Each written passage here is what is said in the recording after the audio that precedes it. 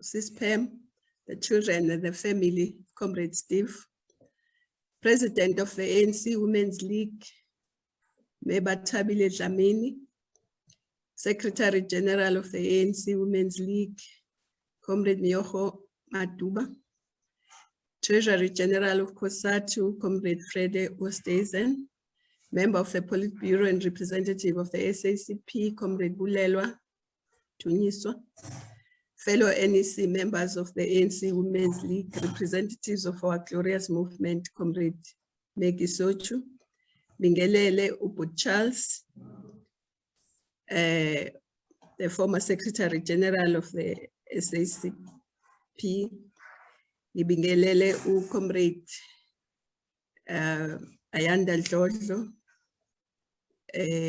former MK, and Comrade Bamayanga, members of the LGBTQIA, friends and comrades, ladies and gentlemen. Thank you very much to the Women's League and to the Steve Tshwete family for this rare and humbling honor to speak at the memorial lecture of the towering frame and life of Comrade Steve Tshwete, to spare our glorious movement towards renewal. That renewal is critical to the movement attaining its historic mission of transforming our society into a non-racial, non-sexist, and democratic society. Because this implies a society that is free from all forms of discrimination, including tribalism, ethnic chauvinism. It also requires a special breed of a cadre and activist. That caliber is embodied in the towering frame of Comrade Steve Tshwete. Unfortunately, not enough has been said and written to honor Comrade Steve's contribution.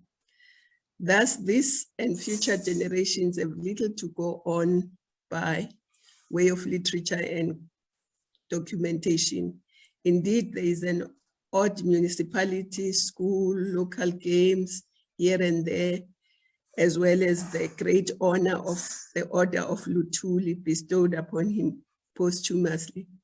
But surely, a principled, well-lived life in full service of the people should be celebrated in more ways. By hosting this event, the Women's League has raised the bar. We hope that the League will maintain these types of engagements for generations to come. They in themselves serve as important platforms for documentation, as Comrade Charles said. Hopefully, our greater movement in all its formations and levels will join this noble cause of recalling where we come from.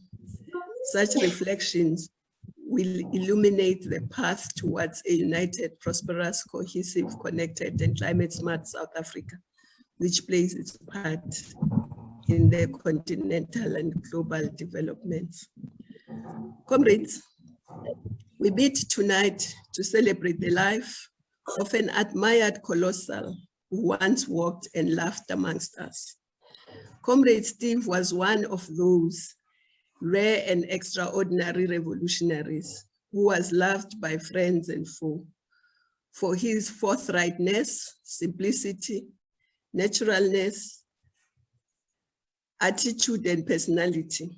The Sydney Morning Herald of the 6th May 2002 best summarized him when it said, I quote, Tshwete was a warm, engaging personality, whiskey drinking and pipe smoking, who was held in high esteem throughout South Africa.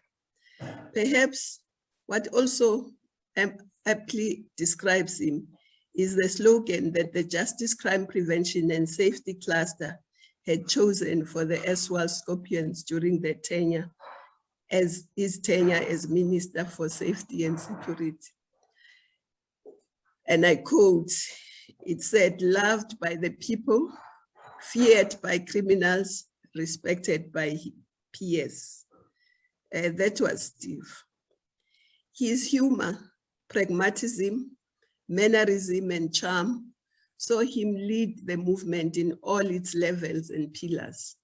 For instance, you may recall that during his tenure as Minister of Safety and Security, he had taken to cleaning up the crime stats, and so there was a media blackout on the crime stats. One over-enthusiastic journalist, I think it might have been Monelisi Dubase of the SAPC, accosted him during a media briefing. And he said, I quote, "Minister, how could you know for sure how many criminals have been arrested this year since you have banned the reporting of crime stats?" Close quote. He asked Comrade Steve, and Comrade Steve fixed his glasses, gave him that disarming smile with his deep voice. He said, I quote, "Manelis, don't ask stupid questions. We went to the cells and counted each and every one of them. We started with 1, then 2, then 3, until we got to the number I have just given you." The entire media briefing belted out in laughter. Such was his disarming humor and demeanor. Comrade Steve was an invaluable asset to our movement and country, such that he also transcended all formations and facets of and pillars of our struggle, be it UDF, trade unions, underground, exile, prison. It made him a natural choice to become the first post-apartheid national organizer. Che Guevara may have been describing him when he said, I quote, "If you tremble with indignation at every injustice, then you are a comrade of mine," close quote. No doubt Comrade Steve trembled with indignation at injustice. His lifelong contribution left an indelible chapter in the yet to be written book of our struggle history. His source of inspiration was his lived experience. These experiences mirror those of the vast majority of our people who are landless in their own land, without food and living in abject poverty, despite an abundance of resources. He trembled with indignation at this injustice. You may recall that as the leader of the UDF in the border region, he led countrywide protests in the wake of the murder of Comrade Victoria Mxeki. The LA Times reported the occurrence, which resulted in the loss of a further 65 lives in just a very short time. And Steve had this to say, and the Times quoted him as having said, I quote, "We are going to fight for our liberation, and we are going to use everything we can lay our hands on, even if it is gunpowder. If we have to shoot to get our liberation, we are going to shoot," close quote. Yet despite his militancy and radicalism, Comrade Steve maintained revolutionary discipline, which forms a core part of revolutionary theory. He understood what Mark Chopper understood when he said, "A soldier without politics is a mercenary," close quote. We can learn from the revolutionary pragmatic approach. According to Comrade President O.R. Tambo, revolutionary theory dictates that we back it up with practice by undertaking every task with love, rigor, and dedication, even if it is sweeping the floor, because every task we undertake in the revolution is intertwined, no matter how perceptively small it is, to and it must contribute to the greater good of humankind. Comrades, the hallmark of a revolutionary discipline are commitment to the cause of the people, sacrifice and selflessness. This also provides useful description of the comrade we are talking about, Comrade Steve. He should be living in the hearts and minds of each and every member of our movement who has taken the oath of affirmation. This oath was a cardinal feature of the transition of the ANC from a liberation movement to a mass-based political movement. Comrade Steve, as our first national organizer, was at the center of that transition. And in his honor, maybe we should live up to that oath. And for all our benefit, it might be important to just remind ourselves what that oath says. And I will read it. And I'll use myself. I, Nkosazana Dlamini-Zuma, solemnly declare that I will abide by the aims and objectives of the African National Congress as set out in the Constitution, the Freedom Charter, and other duly adopted policy positions. That I'm joining the organization voluntarily without motive of material advantage or personal gain. That I agree to respect the Constitution and the structures and to work as a loyal member of the organization. That I will place my energies and skills at the disposal of the organization and carry out tasks given to me. That I will work towards making the ANC an even more effective instrument of liberation in the hands of the people. And that I will defend the unity and integrity of the organization and its principles and combat any tendency towards disruption and factionalism. That's the end of the oath. Comrade Steve lived by this oath and was an incomparable defender of the unity of our organization. He placed all his energies and acquired skills in the most extraordinary and courageous manner, without any motive for material gain and self-interest. If ever there was a visible Achilles heel of this great revolutionary, it is the love he displayed, not only for his family, but our people and the movement. The entire ANC and mass democratic movement in the border, South Africa and the world were also beneficiaries for the loving Tshwete family. Theirs was a close-knit family that welcomed all of us, regardless of class, race, ethnicity, or gender. A tradition that continues even today and has positively impacted on many decades. Thank you to Tangani. Thank you for having borrowed us, that bright soldier and a defender for democracy. Thank you for your continued contribution to our movement and its leagues. Comrades, it is very encouraging and actually inspiring to recall the life of Comrade Steve. There can be no debate when you say this is perhaps one of the most challenging times faced by our movement.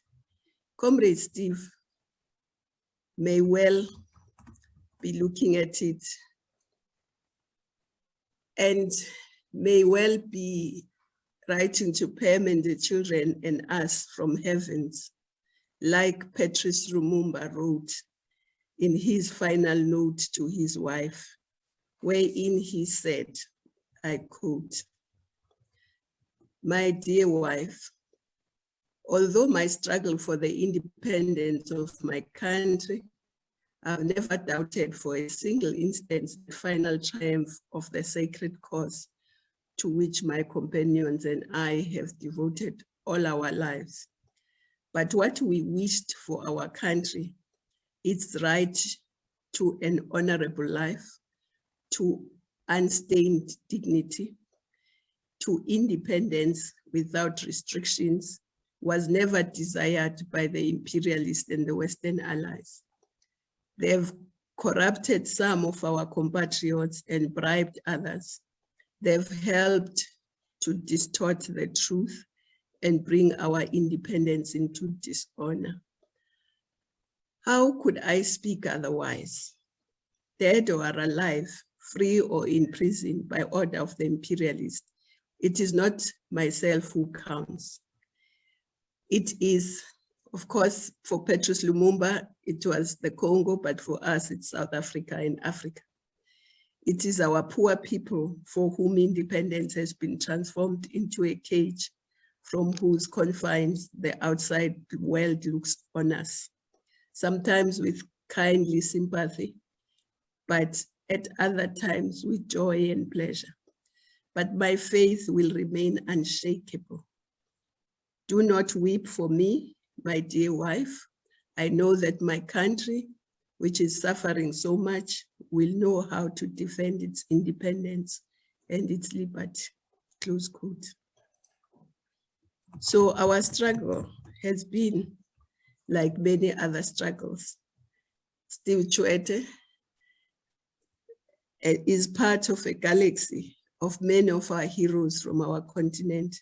Just as I say, this deep faith possessed by Lumumba is rooted in the revolutionary theory which Comrade Steve's brand of choice. We ought to emulate the revolutionary theory roots of Comrade Steve's sacrifices and contributions as a canvas by which we must perhaps reshape the texture of our movement. As we reshape and renew our glorious movement, we must take to heart what Amilcar Cabral said. And I quote, "Hide nothing from the masses of our people, tell no lies, expose lies whenever they are told, mask no difficulties, mistakes, and failures, claim no easy victory," close quote. Such an introspection requires the utilization of the appropriate tools of analysis so that concomitant actions and reactions can be undertaken. Comrade Steve, born in Springs and raised in the rural village of Pilton, he would have been struck by the contradictions of rural and urban life. This would have formed the core of his tools of analysis. Looking at the current situation we find ourselves in, he would have understood that although the hand of white monopoly capital remains visible, the contradictions in our movement have assumed lesser and lesser of the race. Contradictions in our movement and in society have assumed lesser and lesser a race dimension, but have now assumed a class form. You'd find that the contradictions are rooted now in class. This therefore requires that we employ the appropriate ideological and tactical maneuvers, albeit all the shades of the contradiction spectrum in our movement still believe that our movement has the responsibility to her historic mission. Those in possession of wealth and opportunities, and some who belong to the upper echelons and class, employ the approach which is in Kiswahili known as pole pole. It means go slow and take it easy. And if we go slow and take it easy in transforming our economy, hoping that gradually by tinkering on the edges of the economy without rocking the boat or radically transforming the economy, this is in due course, the masses will eventually reap the benefit of our democracy through the trickle-down effect Some Marxists may believe that in this approach, since they would be firmly rooted in the belief that capital is its own worst enemy, and it will eventually destroy itself. Karl Marx foretold that the halfway stop to that eventually is when there is, I quote, poverty in the midst of plenty. Then there are those who continue to suffer, and they suffer from poverty, hunger, and there are those who see the indignation of that suffering. These comrades believe in what Thomas Sankara once said when he said, you cannot carry, I quote, you cannot carry out fundamental change without a certain amount of madness. In this case, it comes from non-conformity, the courage to turn your back on old formulas, the courage to invent the future, close quote. For those, an alternative exists so long as we can redream and reshape and invent the future.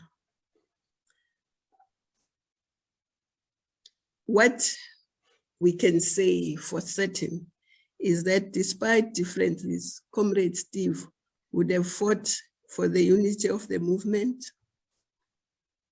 Only a united ANC can fulfill its historic mission to fight against poverty, inequality, sexism, racism, and the exploitation of the working class and workers. He also believed that if you find that you are in the wrong, you should ever be so ready to apologize, correct the mistake, and pursue a united front. He lived like that, and we too must be ready to self-correct and be ready to work towards the reinstatation of the dignity of our people. In emphasizing on this, today's generation must draw lessons and continue with the struggle. Sometimes we have the feeling that some of our young people and some of us believe the struggle is over. The struggle cannot be over. It is not over. It cannot be over when we do not have human dignity. There is no dignity in ignorance. There is no dignity in hunger. There is no dignity in poverty. There is no dignity in homelessness. There is no dignity in unemployment. There is no dignity in domestic violence. There is no dignity in social, cultural, and economic exclusion. Therefore, the struggle still continues. We must pursue a more equal society where class, race, gender, sexual orientation, or place of birth have very little bearing on the opportunities availed to an individual. This forms part of our historic mission as the ANC. Thus, its pursuit to secure economic liberation for millions of our people. Comrades, unity was a key theme that was woven in the life and times of Comrade Steve. He also understood the power of sports in the pursuit of cohesion and unity. That is why he organized prisoners from political persuasion, walks of life, and races into formidable rugby leagues. He was the guiding hand and mind that led President Mandela during the 1996 Rugby World Cup victory to say, I quote, "Sport has the power to change the world. It has the power to inspire. It has the power to unite people in a way that little else does. It speaks to youth in a language they understand. Sports can create hope where there was only despair. It is more powerful than government in breaking down the racial barriers," close quote. And of course, we know that during that time, Steve was the Minister of Sports. Steve worked hard for all sporting codes because he understood sport as an important transformation tool which can unite us. He found what Frantz Fanon said in his book, The Wretched of the Earth, where he calls on each generation to discover its mission, fulfill it or betray it, in relative opposite. Comrade Steve was of the selfless generation that put their all in liberating the great nation from the yokes of apartheid and colonialism. Today, Africa is free from north to south, east to west, with the exception of Western Sahara. That freedom came with sacrifices of those generations, as well as heroes and heroines like Comrade Steve, whom we honor today. Such commitment, discipline, and dedication was not unique to South Africa, the mass democratic movement, or the ANC. It was there throughout the continent. We saw Mbuya Nehanda, who led the first Chimurenga in Zimbabwe, or Empress Tahitu, who ably led the Battle of Adwa in Ethiopia. The Empress was to comment to the Italian colonialists that, I quote, "I'm a woman. I do not like war. However, I would rather die rather than accept your deal," close quote. These battles, and indeed our collective fight against colonialism and apartheid, also had an international character, which Comrade Steve was an integral part of. Despite his militancy, Comrade Steve, as a revolutionary, was well aware of the importance of education and political consciousness. Mahlome often quotes how his father would boast that he was #1 in class and how he expected the children of South Africa to place education in the #1 priority. Comrade Steve's passionate belief in education also drives our 50-year vision for Africa, Agenda 2063, the Africa we want, as well as our National Development Plan. We cannot talk about transforming the continent into a prosperous and peaceful continent without placing our people at the center, since they are our most precious resource. We thus talk about the need for a skills revolution, because only when there is a skills revolution can we hope for prosperity and an inclusive economy. We must also make sure that our education has the proper quality and provides much needed skills to our economy.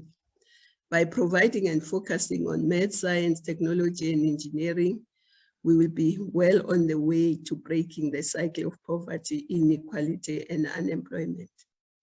With a type of focus on science and vocational training, more artisans and engineers, project managers, architects, scientists, planners, we will be able to build the infrastructure we need.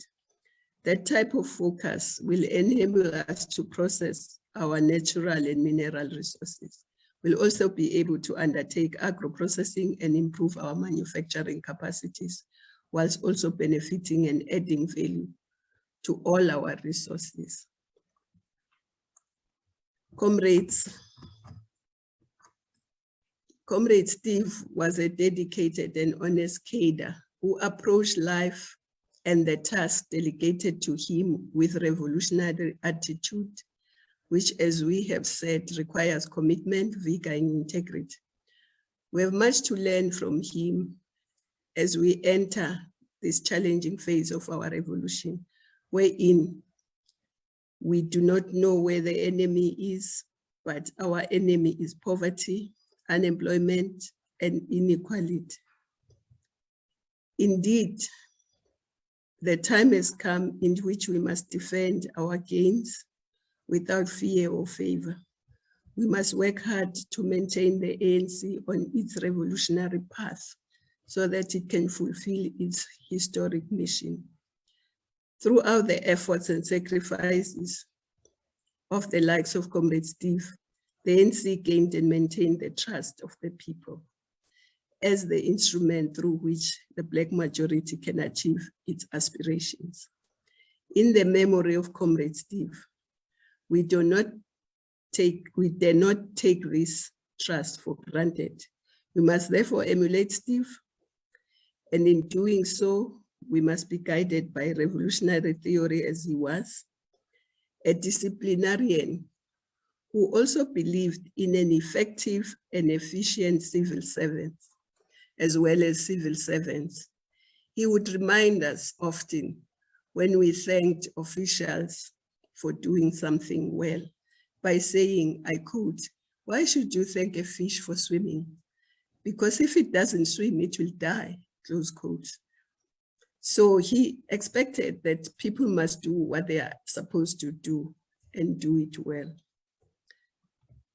Comrade Che Guevara may have been talking of Comrade Steve in his stead when he said, I quote, "Reviewing my past, I believe I've worked with sufficient integrity and dedication to consolidate the revolutionary triumph," close quote.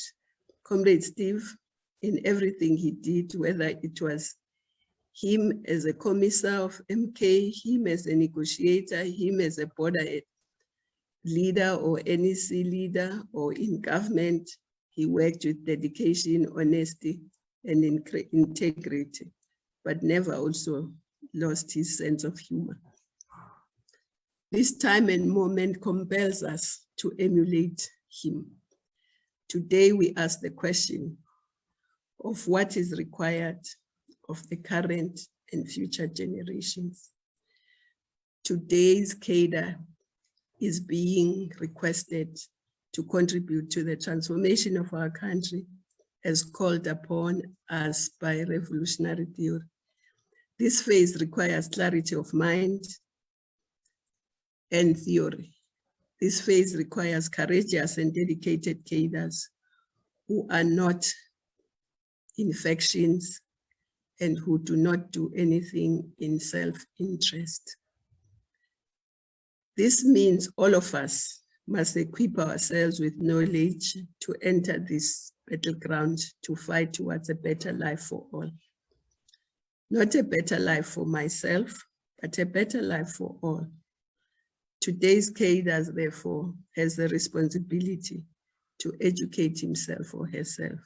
Because without education, we will not prosper as a nation or as a continent. Without education, we will not be able to empower our boys and girls and women, and we will not have the capacity to transform this country towards shared prosperity. Comrade Steve lived and fought for economic and social justice. In his name, let us fulfill the call of the Freedom Charter to ensure that the people receive their right share in the country's wealth. So as we remember Comrade Steve, we want to say, long live the undying spirit of Comrade Steve Tshwete, long live. Long live. Amanda. Away. Away. Thank you.